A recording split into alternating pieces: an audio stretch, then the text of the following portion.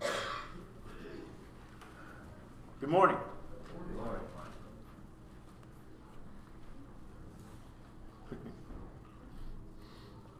Glad to see you here this morning. In case you're visiting, or if you haven't seen the paper or seen it on Facebook or what have you, we'll be having our normal services this morning at 10:30, but they will be abbreviated till about 20 to 25 after for visitors to leave or those that want to leave, and then we'll be having a memorial service for Carolyn Rose, which is Kathy Rose's mom and Mandy's Kibby's grandma. So if you're wondering why all the flowers and things, and that's Grandma Rose out there in the hallway. Right now, though, we're going to be in 1 Peter, chapter 2. Like I've said before, this letter from Peter tells us how to behave. It gives us a lot of ideas on how to behave as Christians. Okay?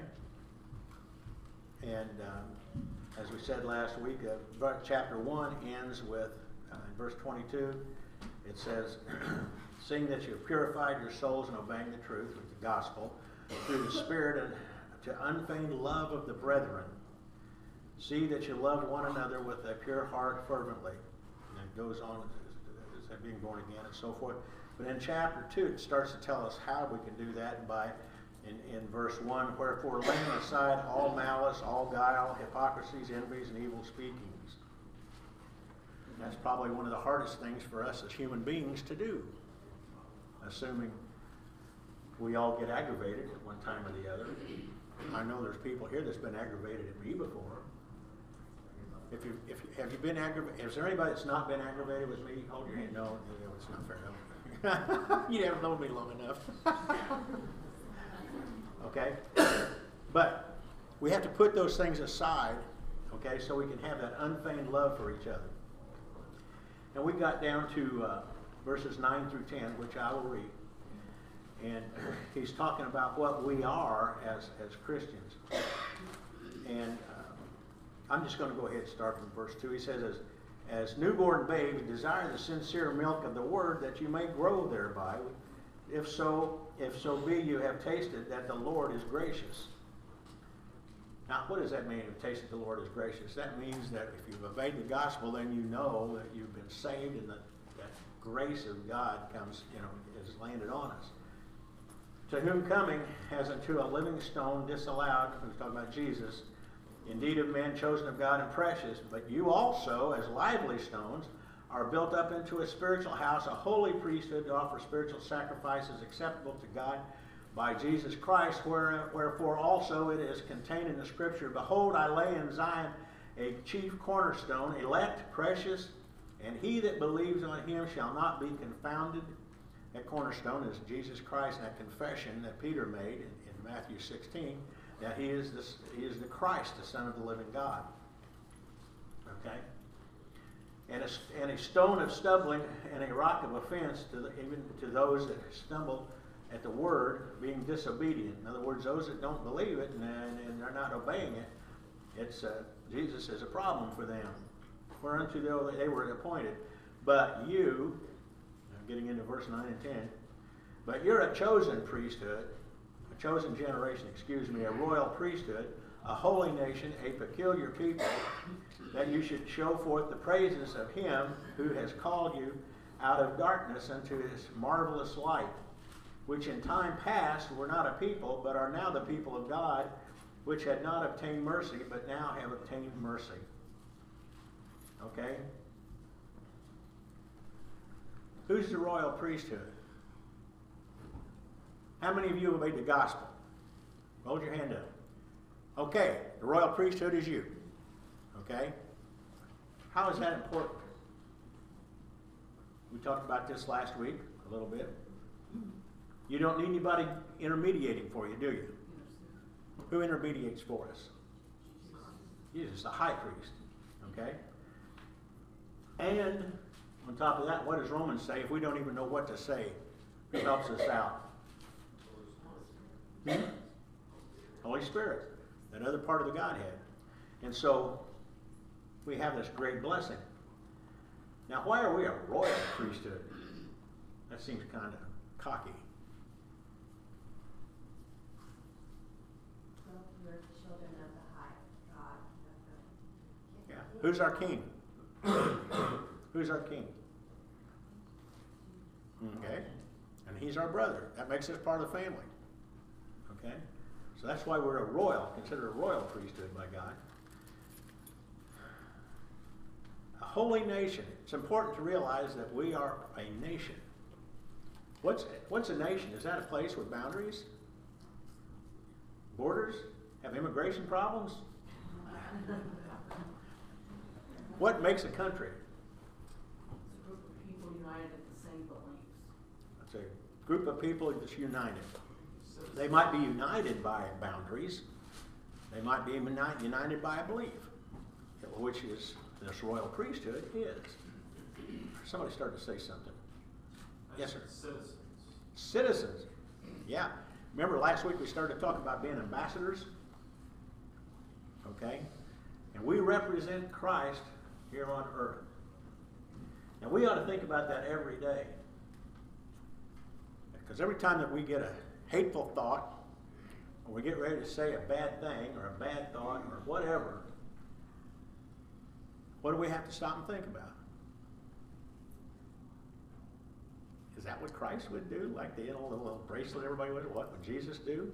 That's the bracelet's kind of, I always thought it was a little odd, but actually it's a good reminder for us, isn't it, Bob? Sure. Helps us think. What's a human being's greatest problem in life? Isn't it when your brain gets disconnected from your tongue and other things? So it's just something for us to think about. We're supposed to show forth praises of Him who called you out of the darkness of marvelous light. How do we do that? How do we show forth praises? What did Paul tell Ephesus that we're created unto? Good works. Okay? We do those good works to get credit for ourselves and praise for ourselves? No. Who gets it? God does, right? Okay? And I know it's I know I've had people compliment me on a class or something, like that. But that I never know how to accept that because of passages like that. I appreciate it.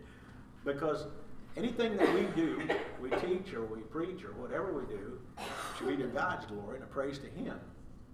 Not anything, Paul he talked a lot about vainglory, and that none of us need to be guilty of that. And of course, my favorite part in verse 9 is that we're a peculiar people. I don't know, what does that say in NIV?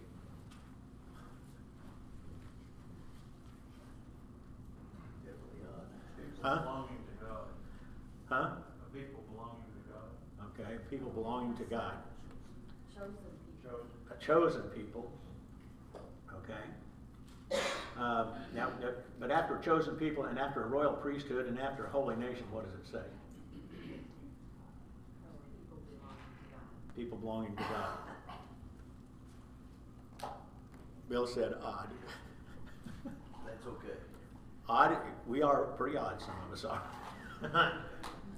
But the word peculiar in Old English basically just means you belong to somebody. Something is, we have a dog named Oliver at home. He's peculiar to us because he's ours. See what I mean? I'm peculiar to Joyce.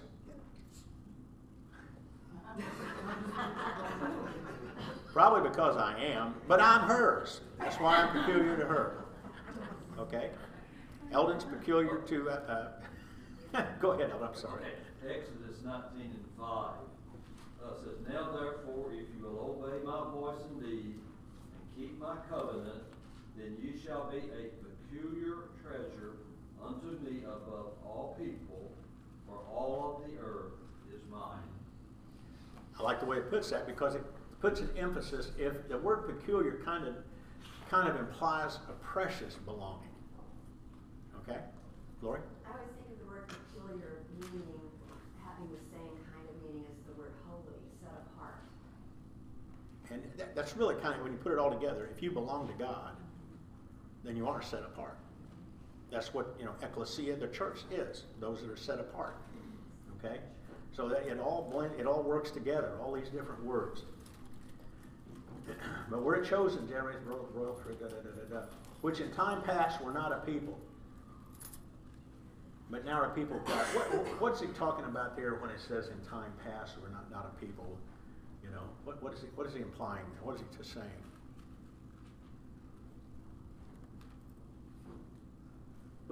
Dave? That's verse 10, right? Yeah. In NIV it says, once you were not a people. At one point you were not a people. Right. So now what's he talking about there? Is that the Gentiles? Yes. He's talking about the Gentiles. Okay? And I think we read this, we read this a lot, okay? But it's in Galatians chapter 3, verses 27 through 29. Would somebody like to read that? Galatians 3, 27 through 29. Angie? For all of you who are baptized into Christ have clothed yourself with Christ. There is neither Jew nor Greek, slave nor free, male nor female, for you are all one in Christ Jesus. If you belong to Christ, then you are Abraham's seed and heirs according to the promise. Okay, thank you. So now, what was the problem with Galatians? What kind of teaching had been going on that Paul was disturbed with? Remember? Dave's teaching it. You ought to know that. What is it, Dave? The Jewish Christians were being in the old law as mandatory. That's right. They were having a problem because the Jews still thought they were special. And what Paul writes here, and what Angie just read, is there's no more of that Jew and Greek thing. We become one people, one nation, one bunch of Christians. Peculiar though we are in whatever definition you decide to use. Okay? Now, looking at peculiar, let's look at Bill's definition of peculiar. Odd. What would make us odd, other than our own idiosyncrasies in life? Do something different than the world. Do something different than the world. Yes, do something different than the world. In other words, we're not citizens of the world anymore, are we? We're just living there. Okay? So in that respect, we are odd, Bill. Makes us different. Okay, so we're peculiar and odd as we look at it. Okay? And so he says, but now people of God which had not obtained mercy, but now have obtained mercy. There he's talking about the Gentiles. Okay?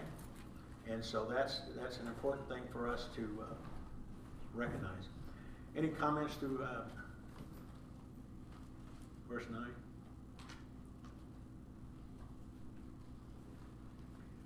Nine and 10. Going back to verse 9 briefly here, it says, he's called us out of darkness into his marvelous light. That's important for us to realize. Somebody look up 1 John chapter 1, verse 7.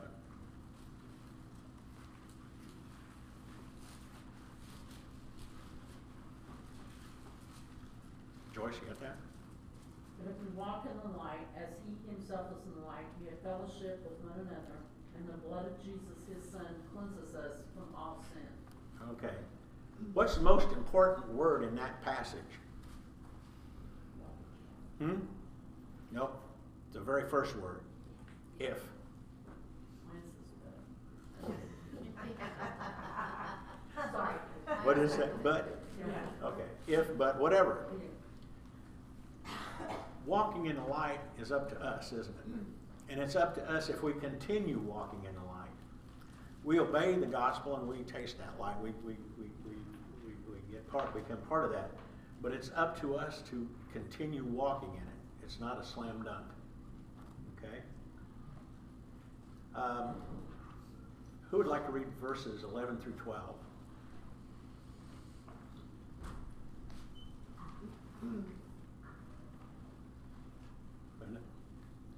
Dear friends, I urge you as aliens and strangers in the world to abstain from sinful desires which war against your soul. Live such good lives among the pagans that though they accuse you of doing wrong, they may see your good deeds and glorify God on the day He visits us. Okay. Now, we talked about this a little bit last week too, but it's important to just keep that going. We're strangers. It's that citizenship thing again. Now that we are citizens of God's kingdom, we become strangers and pilgrims. Remember we talked last week, what's a pilgrim? What is a pilgrim? We're on a holy journey. Yeah, we're on a holy journey. We're going someplace that we want to get to. Where are we going? What's our pilgrimage to? It's not Mecca. Heaven, absolutely. So that's us. And he tells us, be honest. Do everything that you're supposed to do as a human being. Whatever the laws are, he's going to get into that. He said, we don't want people to talk evil of you and have a reason to. Now we know that they're going to get persecuted. Okay, and he's going to deal with that here in just a few verses. Okay, as far as in an everyday life type of situation. Okay. Any comments on 11 through 12? If not, who'd like to read 13 and 14? Lori? Therefore submit yourselves to every ordinance of man for the Lord's sake, whether to the king as supreme or to governors, as to those who are sent by him for the punishment of evildoers and for the praise of those who do good. Okay. So I said, just obey the law.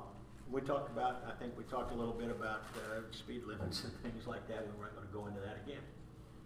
But the thing of it is, be good citizens. Okay? If we're good citizens in this new nation that we're part of, if we're good citizens in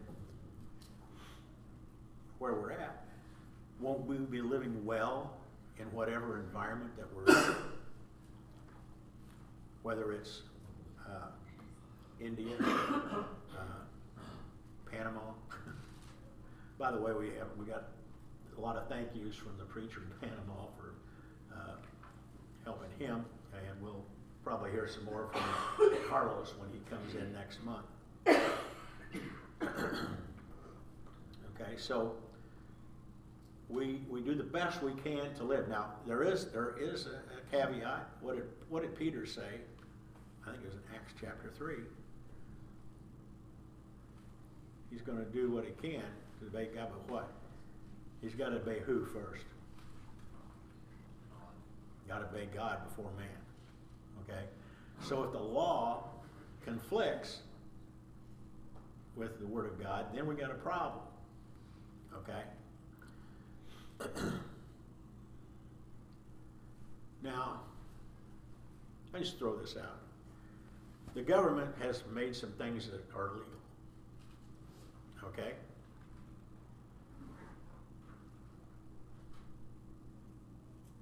Doesn't mean we have to do them. We don't have to roll it and smoke it, even though in some places we can. Okay? So that's a law that we can live with. Even Roe versus Wade, because it's not forcing us to have abortions. It's just allowing it. Is it a good law? I don't think so. But it's one that still lets us be a good citizen here. Okay, because it doesn't say you have to do it. What's the difference between Roe versus Wade in America and what China was doing? Pardon me? Joyce? Okay, well, Roe versus Wade is an option. You have an option. Right. And what was it in In China? China, it was mandated. You can only have some children, and then going to force you to have an abortion. Exactly. That's why Christianity would be so difficult to abide by in China and any other country. Communist countries, it's just difficult. Especially in countries that have so many people that can't hardly support them as it is. Okay, so does that make sense? Okay. We would have trouble living in a place, if especially a young couple that's having babies, to have that kind of limitation. And if something happened by accident even, what would we do? have to try and get a passport to get out of there, wouldn't we?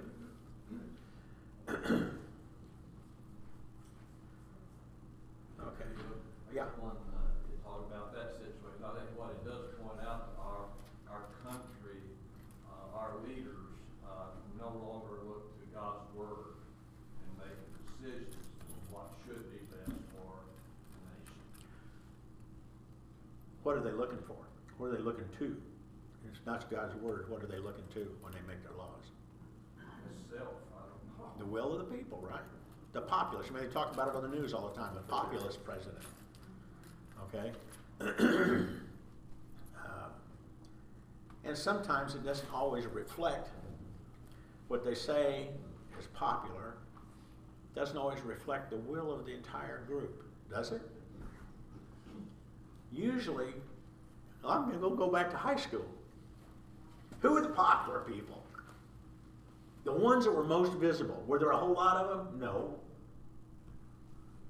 Were there? Wasn't in my high school. Okay. But they're the most visible. And so people put up with them. Okay. They abide by it. They let it go.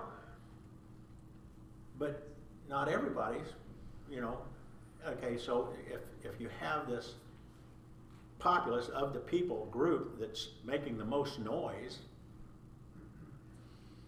they're the ones that are going to get the most attention by the government because they think that's what they hear.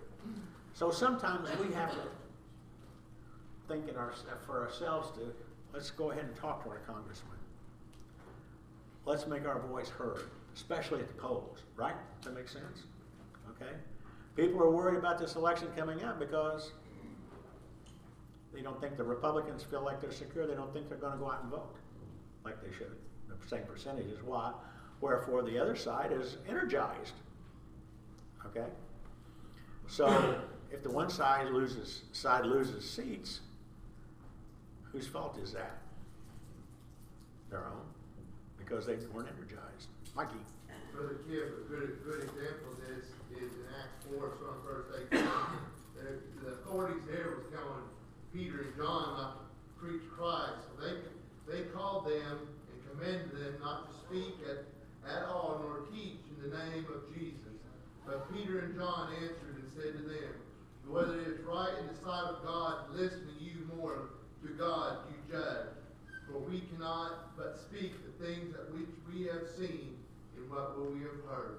Sure. So that just showed me even today, whether it be divorce, it sounds like whatever you don't want to just get out.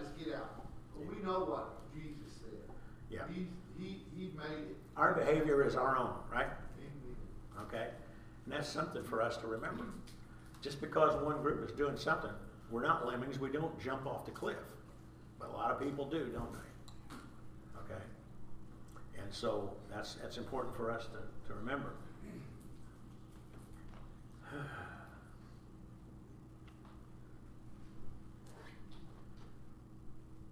He tells us in verse 15, did we read 15 and 16? I think we did.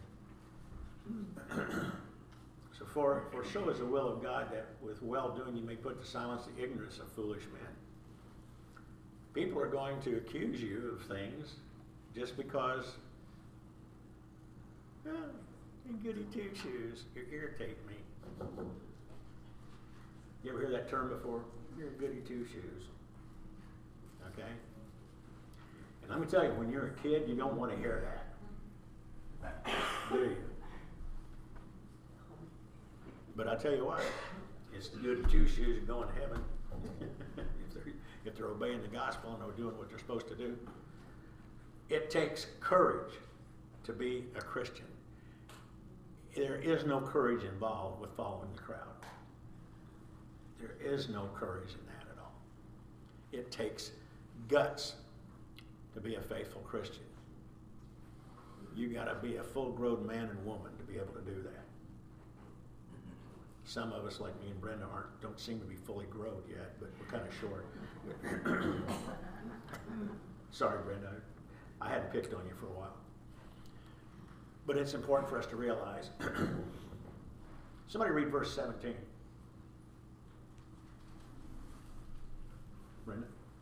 Shall Brenda?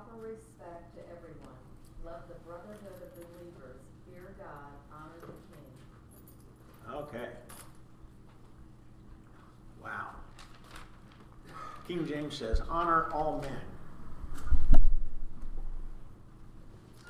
Or esteem all men. Love the brotherhood.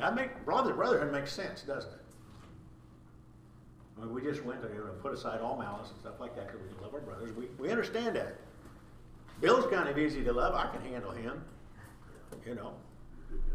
We loving you guys is pretty easy most of the time. Just like loving me may or may not be easy. I don't know.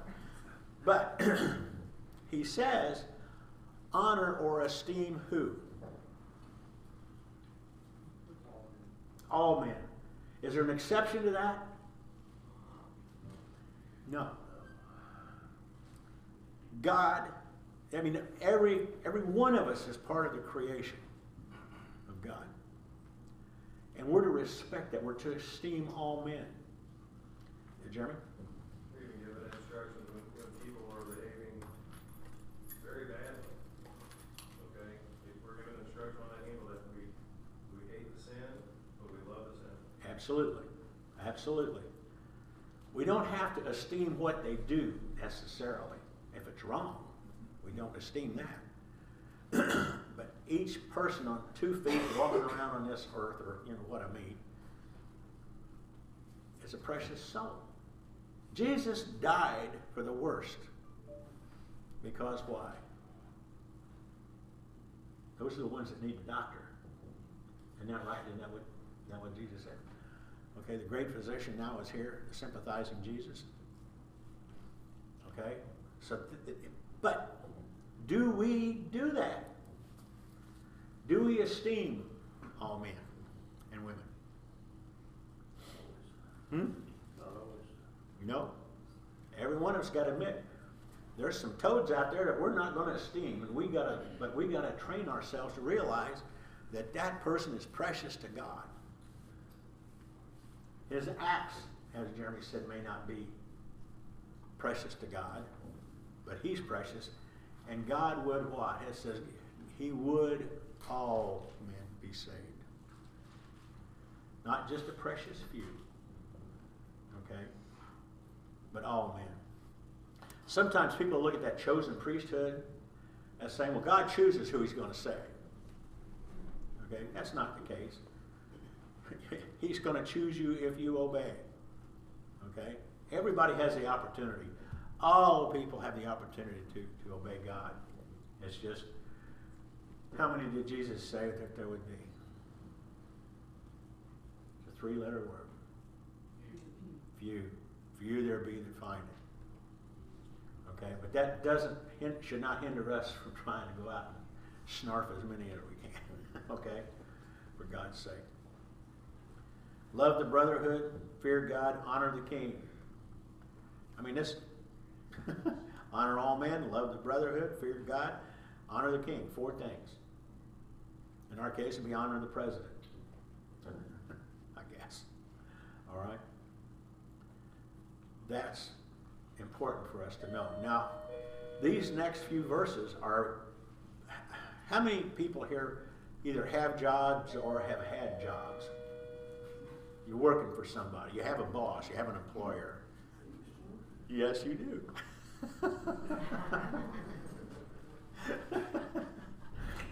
You look nervous when you hit it. Somebody read, if you would, 18 through 20. Somebody read verses 18 through 20. Yes, ma'am. Slaves, place yourself under the authority of your owners and show them complete respect. Obey not only these owners who are good and kind, but also those who are unfair. God is pleased if a person is aware of him while enduring the pains of the unjust suffering. What credit do you deserve if you endure a beating for doing something wrong? But if you endure suffering for doing something good, God is pleased with you. Okay, thank you. Has anybody ever worked for a bad boss? There's a few of us holding up our hands. Do you understand what he's saying here for us Christians? Even if you work for a stinker, even if you work for a stinker, just take it. You're a Christian, and if he punishes you for whatever reason, even if it's unjust, you take it patiently, and God loves that. There's no big deal if you mess up at work and you get punished for it, doctor pay or whatever it would be, and you accept that. That's only what's right. That's no big deal. I think I told you once before, I had worked for a guy that said, somebody said, this guy did a really good job. We ought to give him a raise. And he says, don't we pay him to do a good job? That's the whole deal.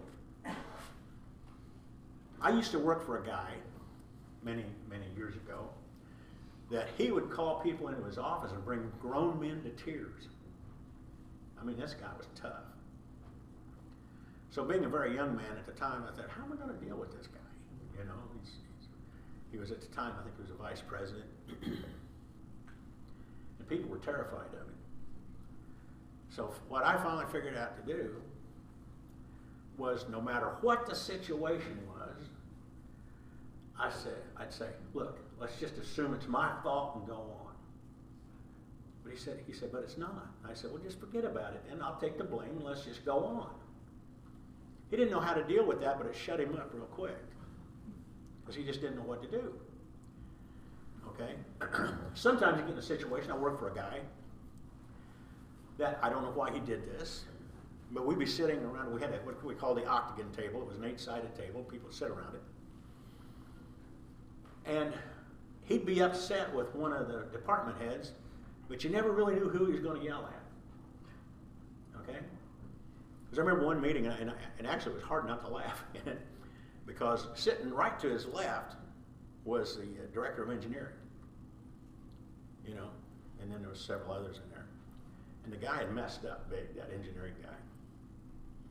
And so he's looking at me, this other vice president, and he's pounding the table, and he's making point after point, and says, and he'd look at me and say, Kimmy, isn't that right? And I go, yeah. But he was lashing out because, I don't know, I really don't know why he did that, but it worked out okay. I think the guy in engineering got the point. But you see, I wasn't thinking about being a Christian at the time. I was just kind of survival, very young. It was a survival mode, I guess. But stopping and thinking about it, that's kind of the way to do things. Or it worked for me. Now, I don't know about you guys. Somebody got an example of that? I mean, Terry, you said you worked for a toad.